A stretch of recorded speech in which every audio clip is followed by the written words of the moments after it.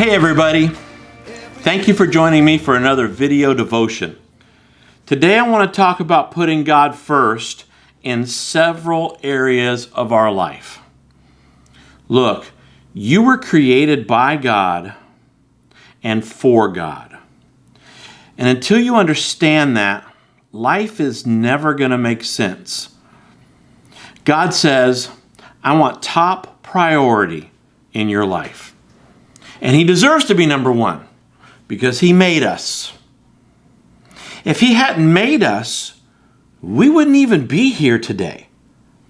Everything we have in life is from God because He's given it to us. He's allowed us to have it.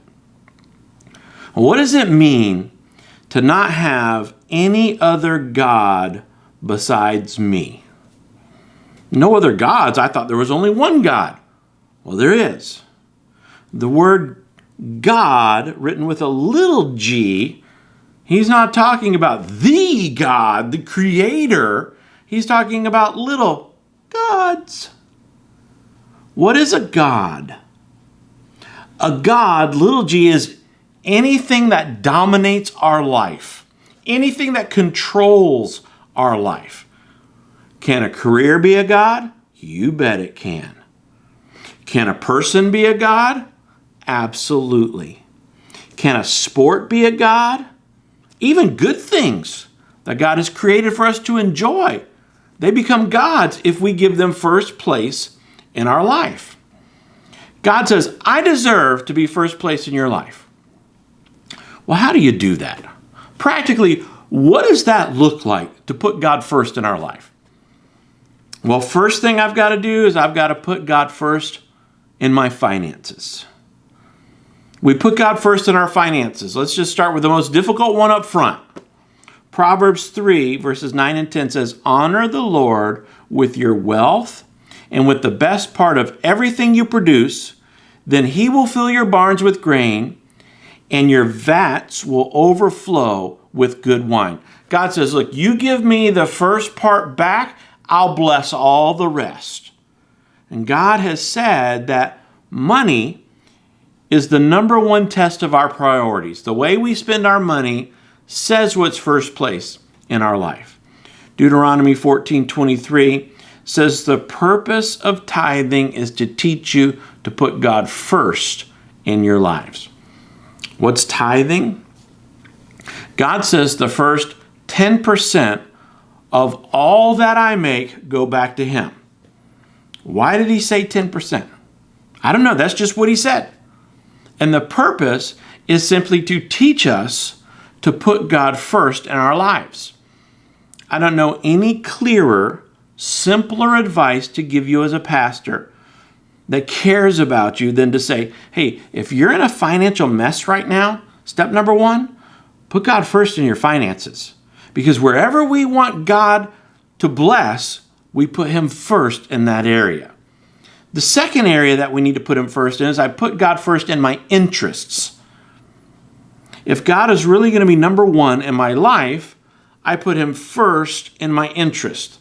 That means in my fun times, in my recreation times, in my hobby times. 1 Corinthians 10:31 says, whatever you do, do it all for the glory of God. Does that include going on vacation? Yes. You know, we can eat to the glory of God. We can play golf to the glory of God. We can go fishing to the glory of God. We can collect stamps to the glory of God. How do we do that? In everything we do, we put God first and do it with an attitude of gratitude.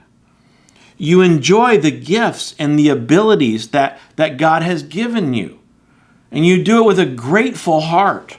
Whatever you do, do to the glory of God. You can tell what a person's priorities are by seeing what they get excited about. What gets you excited? What's most important to you? What do you talk about the most? I know people who can talk for hours and hours on end about other people's lives.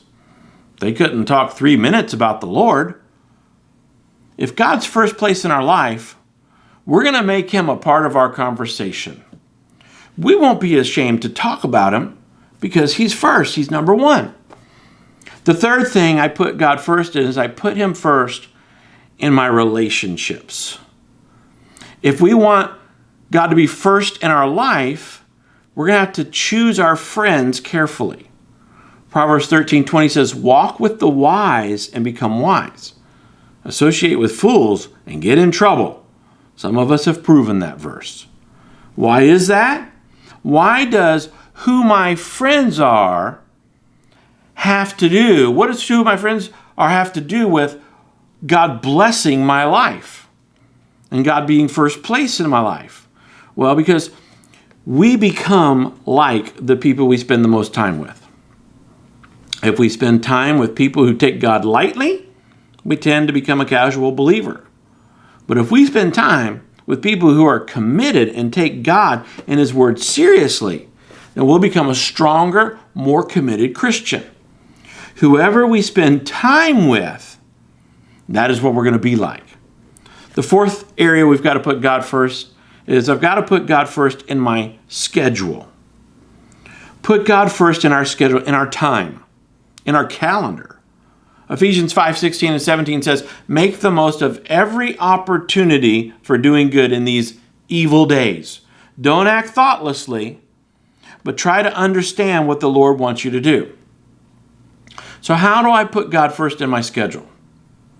Well, I have to ask him to help me to use my time wisely. We get up and we make a to-do list and we've got all these things on it. And we have to say to God, God, which of these things on my to-do list do you want me to do? I have 17 things.